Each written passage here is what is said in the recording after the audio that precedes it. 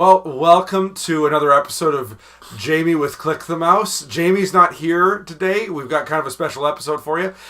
Today we are reviewing and giving our thoughts to Solo, a Star Wars story. I am Brad, Jamie's husband, and I'm here with Brandon. Hi, how's it going? Brandon is, he loves movies. I love movies, and I love Star Trek. Live long and prosper.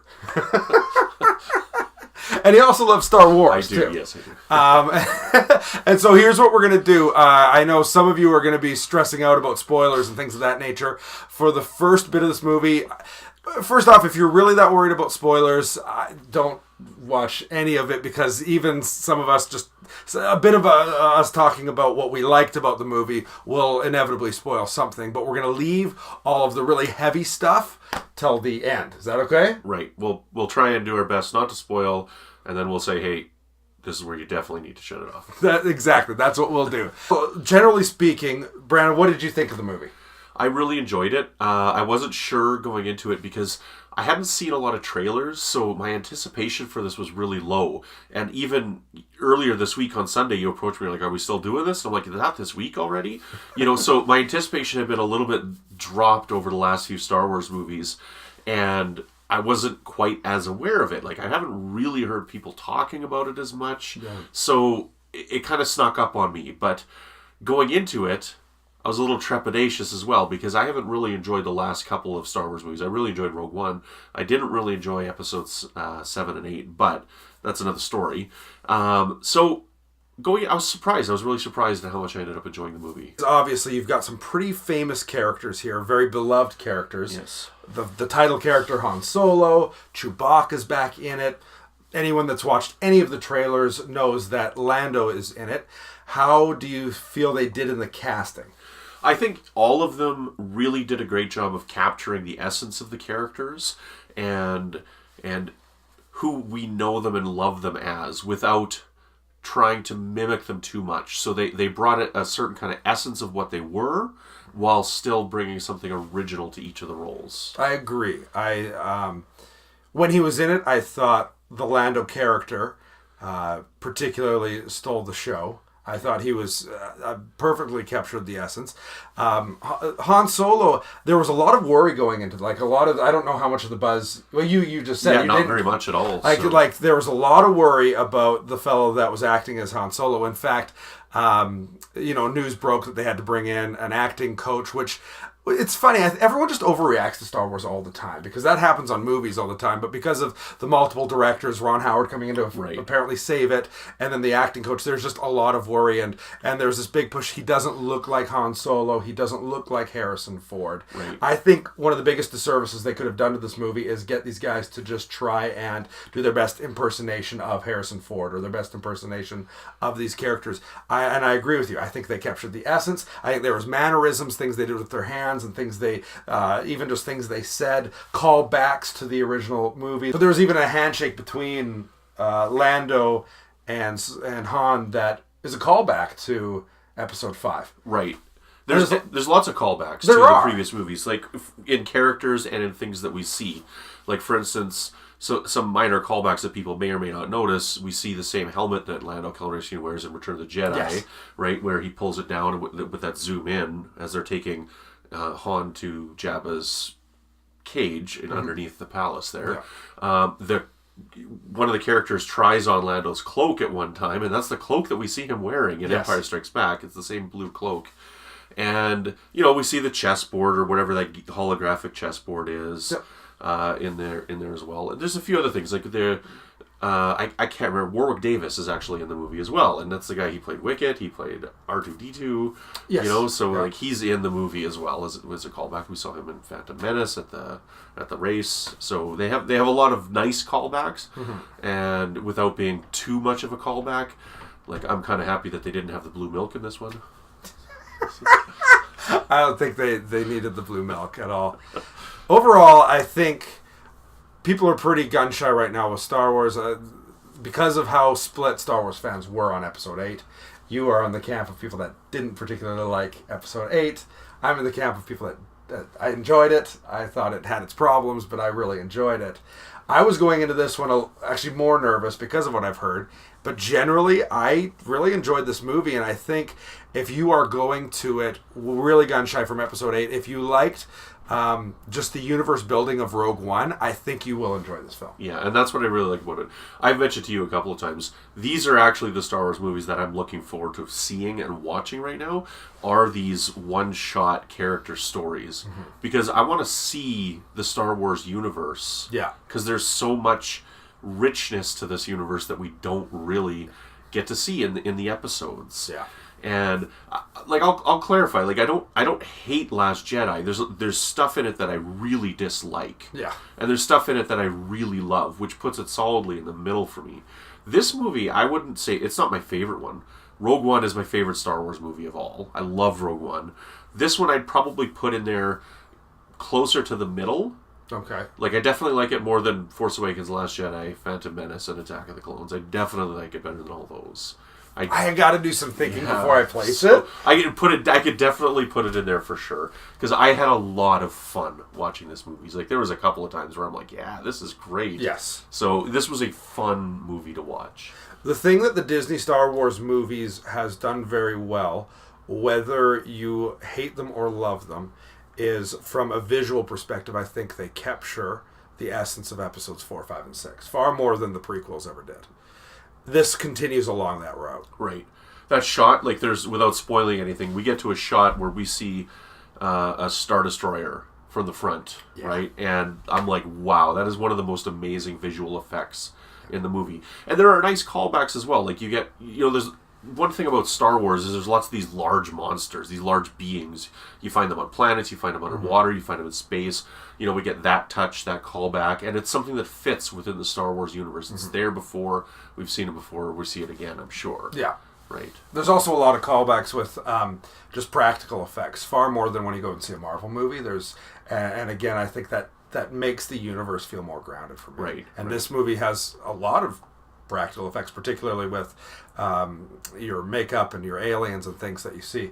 And I like that. I loved it. Yeah, me too. The one thing as an aspect of fandom is people are very polarized in fandom right now. Yes. And it's not just limited to Star Wars. Like, I'm really big into the Star Trek community.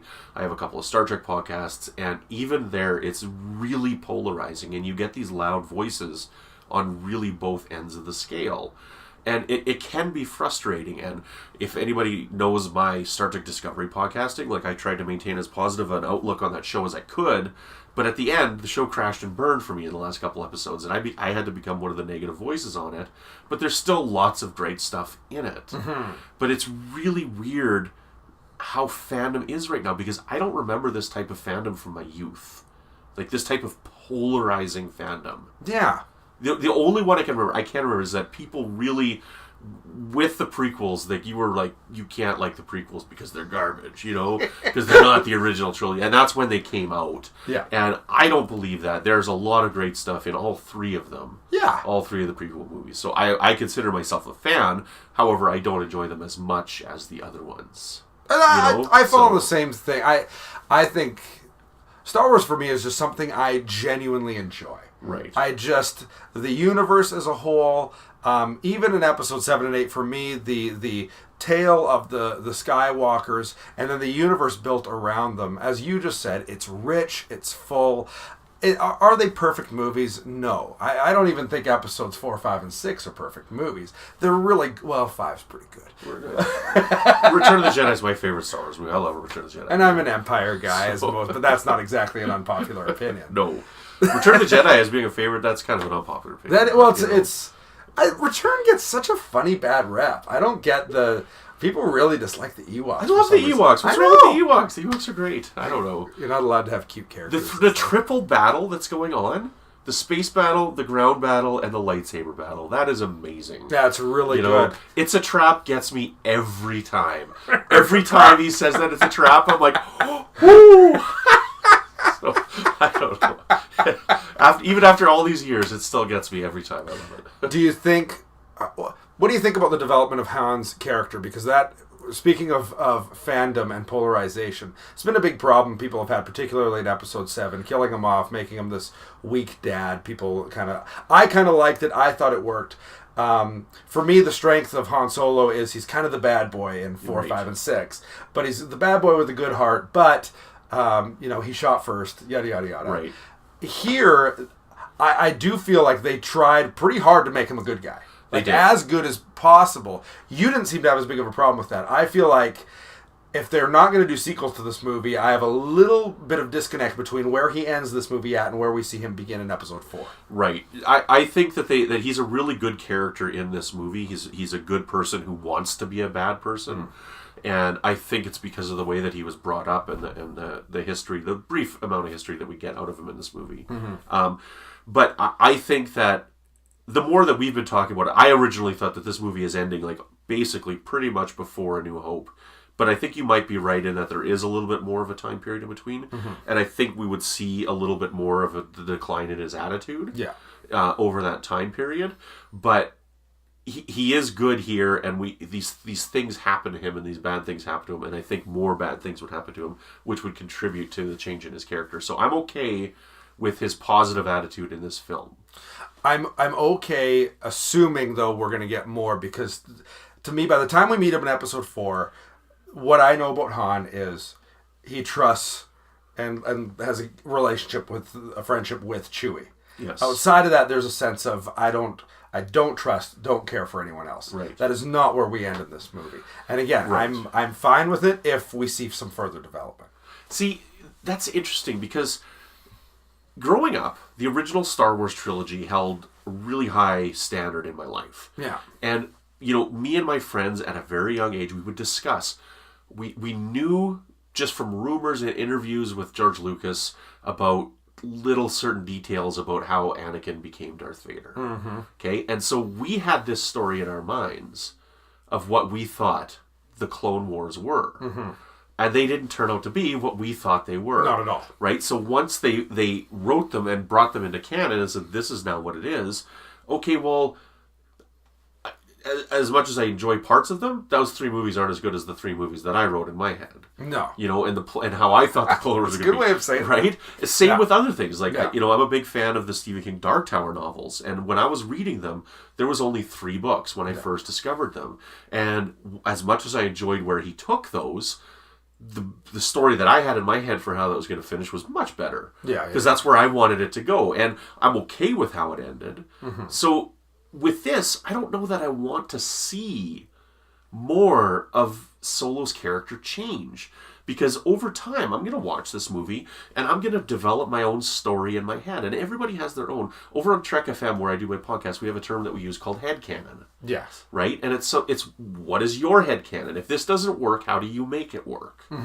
And I'm going to develop my own headcanon for how he got there, for what happens to certain characters, whether we see them again or not in his life, and whether they cross paths. Which I don't think he has to cross paths with the character. We still haven't quite spoiled, so if we're getting close. But there's certain characters that he splits ways with at the end of this film that I don't think he has to cross paths with ever again, personally. So, do you want to jump into spoiler territory? Well, I just want to say one thing about this idea of headcanon. Yes. I totally agree with you, because I think we have this for so many things. We grow up loving something is fantastic, and we say, okay, in my mind, the things that are called back or referenced, this is how I view them. Right.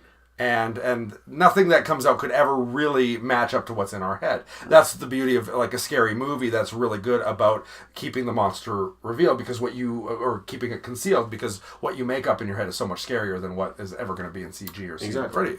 It's the same type of thing. But the more I feel like that you fill in the blanks, the less I care about making it up in my head. So the more I've seen Han Solo's character in movies, now just fill in all the blanks at this point. Okay. It's like you've messed up the canvas too much. There's too much stuff on the canvas. My brain doesn't even. I want to now. You've made it so I know where the jump has to happen. So it just feels left unfinished, undeveloped. Sure. Does that make sense? Absolutely. Let's get into some of the spoilery things. I don't know, is that the right way to say it? Yeah, spoiler territory. We see some of the origin story for Han. Yes. What was the name? Do you know the name of the planet he was on? Do you remember? Australia. Man, such a good memory for this stuff. Yeah. The Millennium Falcon's a Corellian cruiser, right? Oh yeah. Right. So like that's Corellia has been a word that's been around for quite a long time. I'm so bad with names. In being an origin story for Solo, I think they do a really good job of opening up our understanding of what the Empire looked like outside of the Skywalker story, outside of episodes 3, 4, or 4, 5, and 6, of seeing their influence in all manners of the galaxy, all manners of everything you see that's going on politically. Right. So on this planet, they have an influence there, and a negative impact, and what they're doing then creates the opportunity for black markets and for smuggling and all this kind of stuff. And it's cool to see that for me. I really love that, and that's where we get Solo on this planet. He's basically kind of a prisoner in this kind of kid gang under this alien. Yes. So there's this alien who is running this black market on Corellia, and this alien brings people in and puts them under her umbrella and feeds them and whatnot by getting them to steal for them. Now, I don't know how self-sustaining that is on a planet like this, but that's okay. I can go with it, right? But also on this planet, there's an imperial presence, and they're like divided. And the impression that I got from when we saw it was basically it's a border crossing where you're going from the criminal market into the imperial area, which is interesting. Yes. Because from what I know of the Imperials, they probably wouldn't like that and would probably try and wipe out the criminal element and just take over the planet completely. Yeah. But maybe this is not necessarily an embassy, but it's like, okay, they're just getting a foothold on this planet. But yeah, so we see Solo as a young boy, well, at this time Han as a young boy, and well, he's not a young boy, he's still played by the same actor. And you get the feeling it's late teens. Something like that. And he's in the middle of a heist that's going wrong. And he ends up coming back, and they end up escaping based on events that have happened. So they're going to escape. They're going to try and pull a fast one over on this alien leader and escape by bribing the Imperials to get out and into the Imperial safe zone. And it's through this kind of series of events that you get not only callbacks but introductions of character. He ends up working as a pilot and then as a soldier for the Empire, trying to escape this planet. In that, he ends up being thrown in prison, fed to a monster that we find out is Chewbacca, which I thought was a really clever way of bringing in Chewbacca. Chewbacca comes to kill him, and they start working together to escape. And I thought, I don't know how Internet World or Star Wars World feels about it, I liked the introduction of Chewbacca. I thought it made sense. I thought it worked. All that we know of their history is that he saved Chewbacca. Yes. And that's all we know. We saved Chewbacca's life, and so Chewbacca has this life debt to him. That's all that we know. So they could have told whatever story. And this was very interesting because Chewbacca was being kept as a prisoner in this Imperial base, and they were chained up. He was going to eat him. Is basically they were feeding him to Chewbacca. Yes. And they escaped together because Han had the ability to speak. Yeah, a little bit of Wookiee. A little bit of Kashyyyk or whatever. It's a valuable gift. Learn Wookiee. Wookiees. Wookiees? Wookiees. Okay. Maybe, I have no idea. So. I thought, though, that it was clever because, well, I can see from Chewbacca's perspective how Han saved his life. There's also obviously an element of they escape the planet and are picked up by these other people they end up working with, largely because they know they could use the Wookiee, not Han. Right. And it's that it reinforces that give-take relationship that is so fun throughout episodes 4, 5, and 6. Right, and this band of people, there's 3 really interesting characters. I don't know who plays all of them, but I mean, Woody Harrelson's the leader. Yeah. We've got this woman who's dating Woody Harrelson's character, and we got this 4-armed alien. Yes. Right, and they're all really interesting characters. Yes. They're all charming. They're all got a great personality, and it's a lot of fun when we're with them. And it was interesting. They were developed. Like, you got to give some credit to Ron Howard because. Again, spoiler, these characters, they're all in the movie for different lengths of time, and so they're developed quite quickly. Yeah. And I actually cared about things that happen in them, both positive and negative, and that's not something you experience all the time with characters that are developed in that kind of quick of an environment. Yeah, other callbacks. I know we talked a bit about Lando. We have to talk about Donald Glover's performance in this character. or as this character, because so many callbacks to things we hear about in the original movies. How Han Solo wins the Millennium Falcon. Right. This friendship but kind of rivalry thing. And do they like each other? Don't they like each other? I thought that particular part of the movie was fantastic. Yeah. See, there's certain beats that you have to hit when you tell a prequel story like this. You know, we have heard this lore by little nuggets that have been dropped throughout episodes 4, 5, and 6. And so they have to address certain things. They have to address him winning the Falcon. They have to address the 12 parsecs. They have to address certain things. Yeah. And again, it's not how I imagined it, but there are things that they have to address. Like, I always assumed that Lando and Han had a much longer working relationship. Same with Han and Chewbacca. They were together for a longer period of time. Yeah. And those, that's not the case according to this movie. Like, I can see in this movie, Han and Lando don't see each other again until Empire Strikes Back. Right? After watching this movie, after him winning the Falcon, I can see the next time them meeting is on Cloud City. I think that's the first. We've talked a bit on the car ride home here. I think I agree with you on that. Yeah. There's been a few things I haven't agreed as far as timeline. I think now if they do sequels, could they meet up again, develop the relationship more? Yes, and I wouldn't be surprised.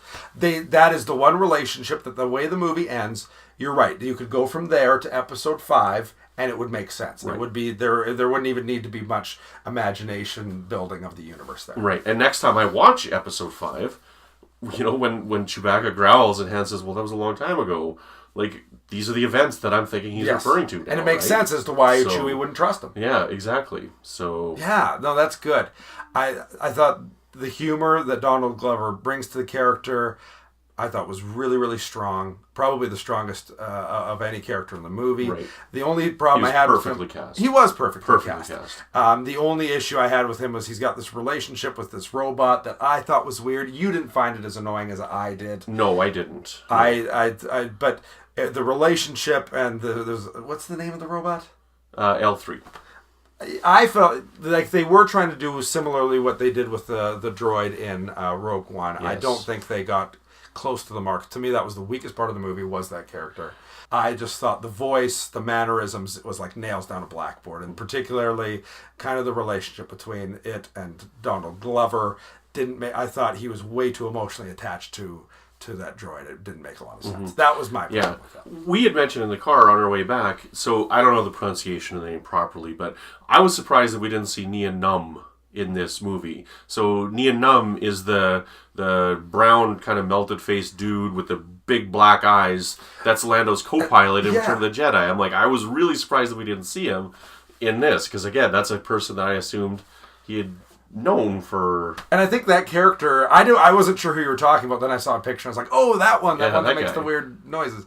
I think that would have been more fun. That callback would have been really appreciated, and that kind of sidekick would have been more perfect. Right. It would have serviced the Star Wars fans, while at the same time not having to create a whole new character to care about. So I think we got to talk about Kira first. Is that right, Kira? What was the love interest name? The Daenerys from Game of Thrones. Oh, yes. Okay, what's her name? I think it's. I'm bad with names. I think it's Kira. I think it's Kira.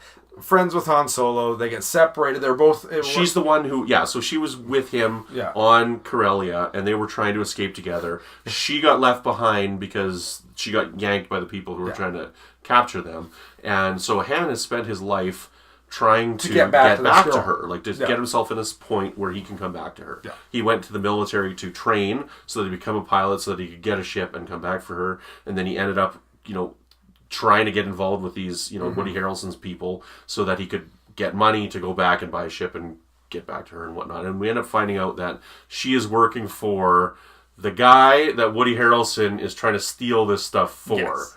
Okay, so we got to go with that because it's a movie that's a little bit convenient, but, Star Wars is a small universe, and we see the characters interact that you would be surprised that they interact. I do have to agree, when she just showed up at the place where he was going to do business. Were you surprised? I was expecting her. It felt really convenient. Yeah, I was expecting it really did feel like... Yeah, it was very expected. It wasn't surprising.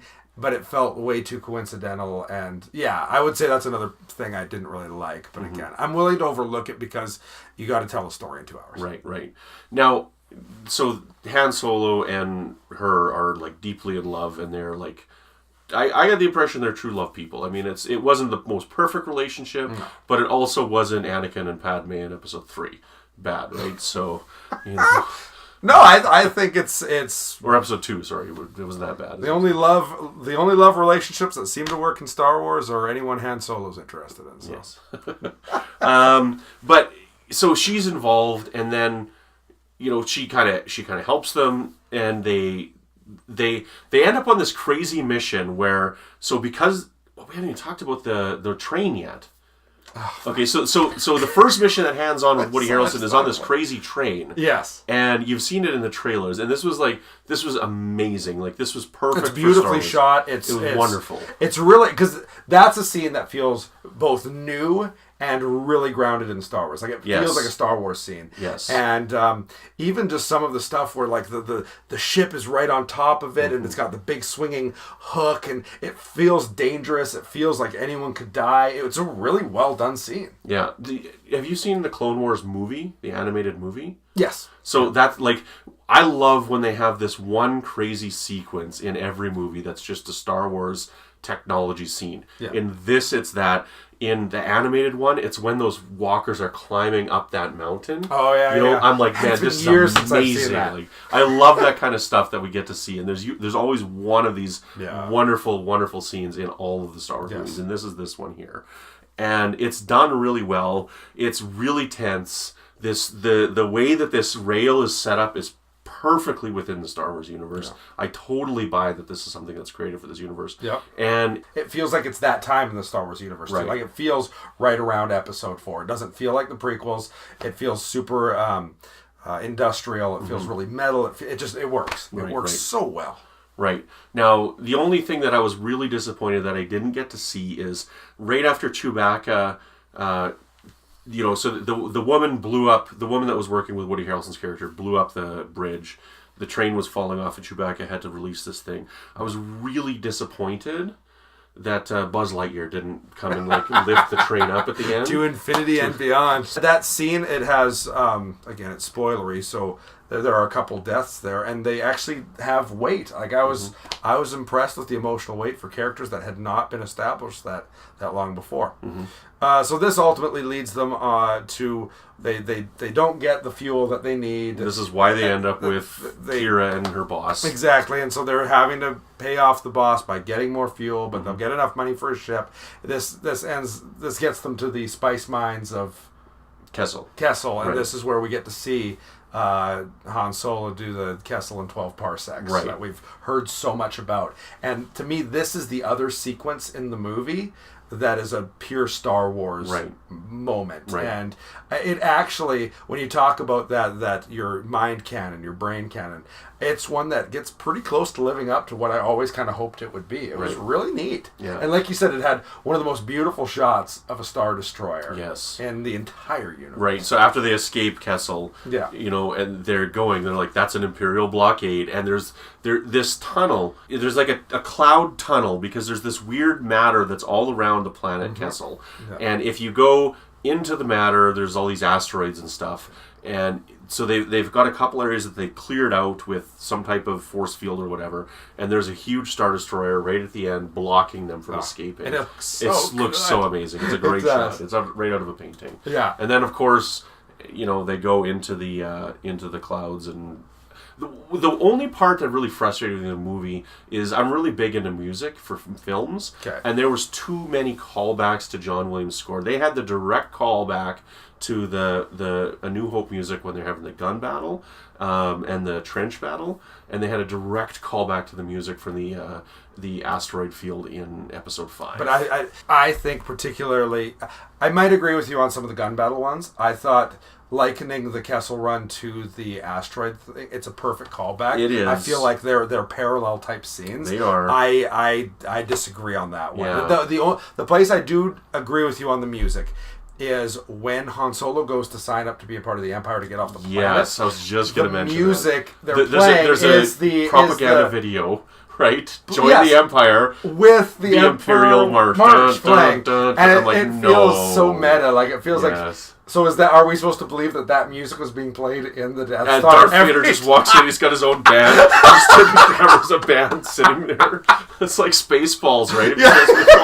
They just go to shut the crew. I'm like, it totally feels like that was the one I couldn't have rolled my eyes more in that scene. Like it frustrated me in the moment. Yes, so. I'm like, don't do that. It was like a second long, but I'm just like, oh, come on. That was the worst music. See, I actually really liked. Because that was one of my problems with Rogue One, was I thought they like took the John Williams music and they just basically turned it upside down and it just sounds bad. Like I hate the music in Rogue One because it feels like a weird. Really? I couldn't disagree with you more. I think if you're gonna just either do the music or don't, do something totally different. But you disagree, obviously. I didn't mind the score in this movie. I didn't like the direct callbacks where he's playing the John Williams music. That's what I didn't like. But some of those songs are so directly linked to the Han Solo character.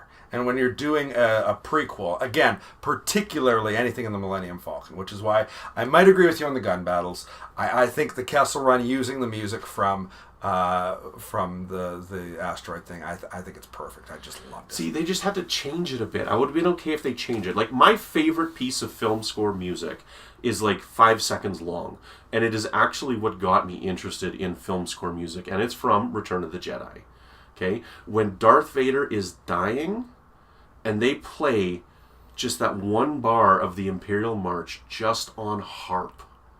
Oh, yes. It is so beautiful and touching and amazing. And that, like, 2 seconds, 3 seconds of music is what got me interested in film score music. What they did with that theme. Because that is such a militaristic, bombastic theme that you associate with Vader.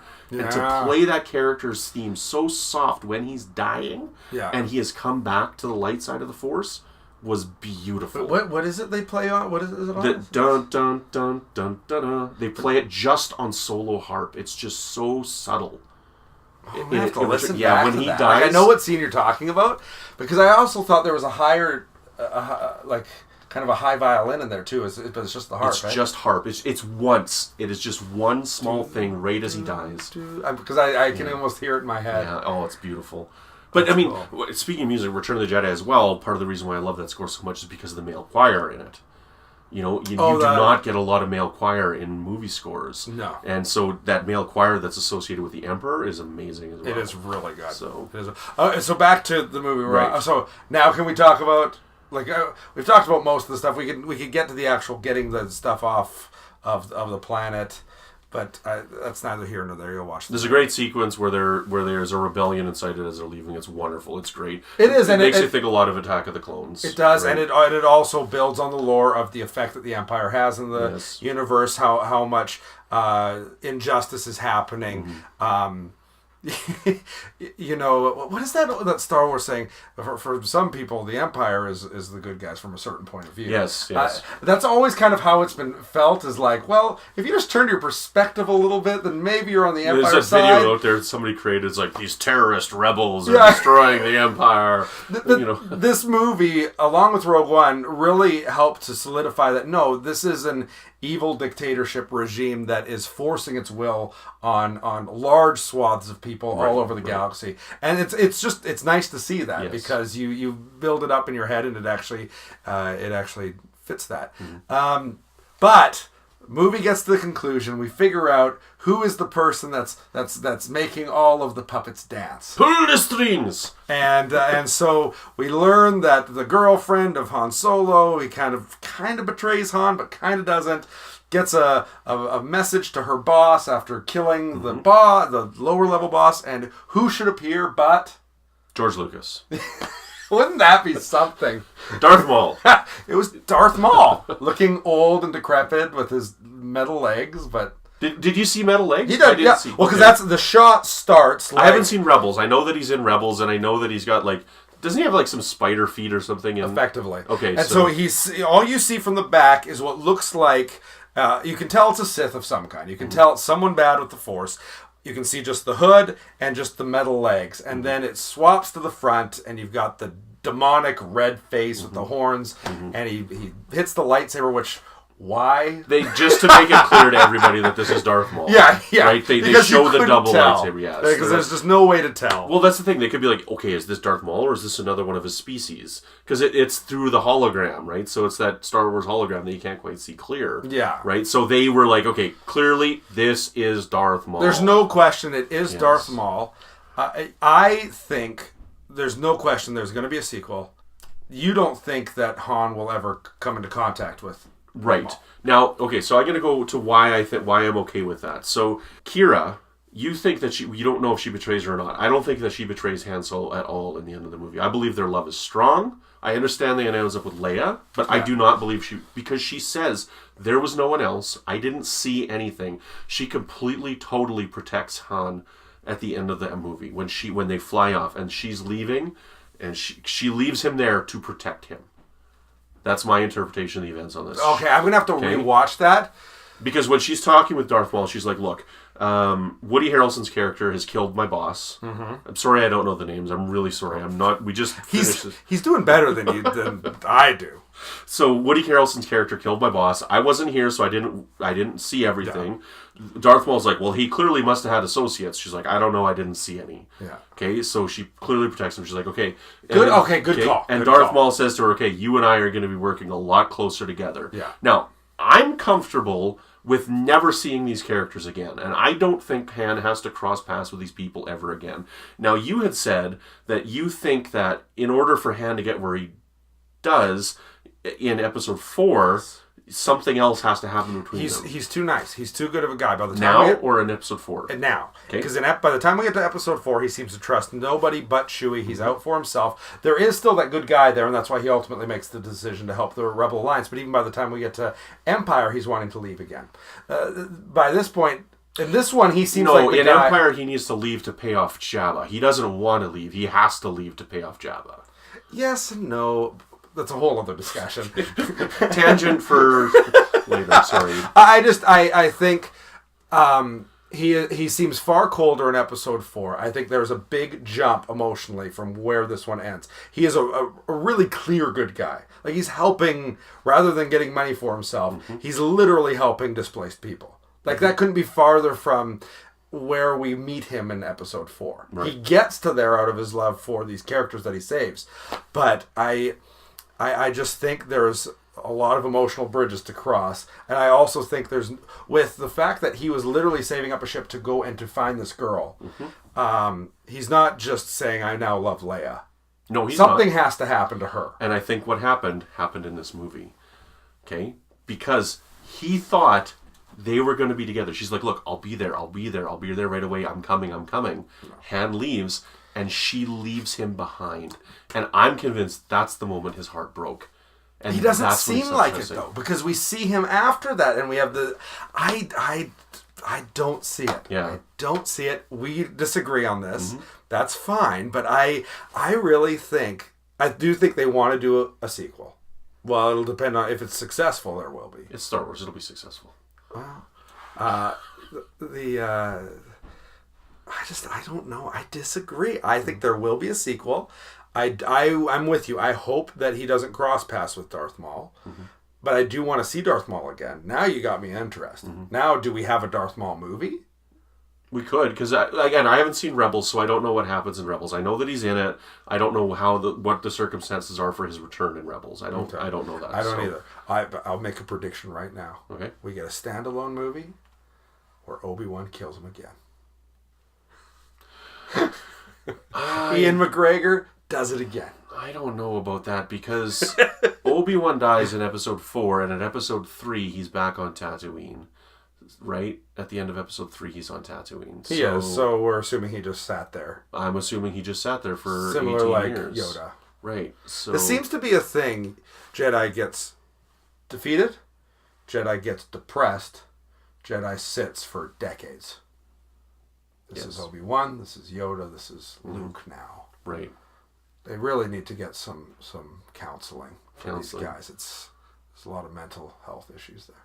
I don't know. I don't have any more thoughts. But other than this, I'll ask you this. Mm-hmm. So, pretty obvious from everything you've said, other than I'll cut some stuff out, so it's not an hour-long video. Mm-hmm. Would you recommend this movie to Star Wars fans? Yes. Would you recommend it to non-Star Wars fans? Yeah. I would too. I don't know where I place it yet. It's even hard for me to place it because I said this to you. I think it feels the most disconnected. Well, at the end, they put so much Star Wars lore into the last 10 minutes that it suddenly feels super connected to all the other movies again. Mm-hmm. But it's just an enjoyable good time. Mm-hmm. Don't go into it thinking I'm going to hate it because I hated episode 8. Don't go into it thinking I'm going to love it because I love it. It's just a really fun movie. Like, it really is genuinely fun. I had a good time. Yeah, me too. Like I would probably rate this 4 out of 5. Right? So some of the stuff at the end where you gave your lore, yeah, I didn't really like. I didn't need that in the movie. Okay. The music cues that I didn't like, I didn't need. There's a couple other things here and there. But I mean, 4 out of 5 is like a great rating for a movie, right? Oh yeah. You know, I would totally recommend this. I would totally see this again. Oh, I will. Know. I'll see it. I want to see it in IMAX. Yeah. I don't know if they're playing it in IMAX here, but I want to see it. I'm not sure. But yeah, we saw it in 3D. So yeah. Which I like 3D. I hate fun. I have to put glasses on top of glasses. It's an absolute nightmare.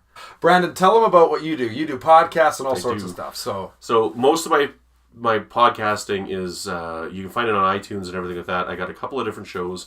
I have a podcast called Warp 5, which is all about Star Trek Enterprise. So if you just go to iTunes and search Trek FM or Warp 5, you should be able to find me. It's an orange logo with the Annex 01 Enterprise. I've got another podcast called Good Evening, an Alfred Hitchcock podcast, which is all about Alfred Hitchcock movies. And there's 2. There's Good Evening and Alfred Hitchcock podcast and Good Evening Alfred Hitchcock Presents podcast. We focus on the movies. They focus on the TV show. And they're a lot of fun. You can stream and download them anywhere. And it's good. It's a lot of fun. I like it. You find me on Twitter at Brandon Mutala, BrandonMutala. You want to talk about classic scores? Go to some Hitchcock movies. Mm-hmm. Bernard Herrmann's amazing. Good stuff. Well, thank you for taking the time to listen to this. Obviously, she's not here, but this is the Jamie Thomas with Click the Mouse channel. So if you are needing help with your next Disney vacation, man, no better place to go than to my wife, Jamie. And her service is totally free. She books everything for you. It's like having free concierge. Doesn't cost you anything more. In fact, she works hard to get you the cheapest deal possible. If you want to contact her, you can email her at jamie@clickthemouse.ca. Go to her website, clickthemouse.ca/Jamie. Take a moment to subscribe, like, and comment on this video. Let us know what you thought of Solo, and we will see you later.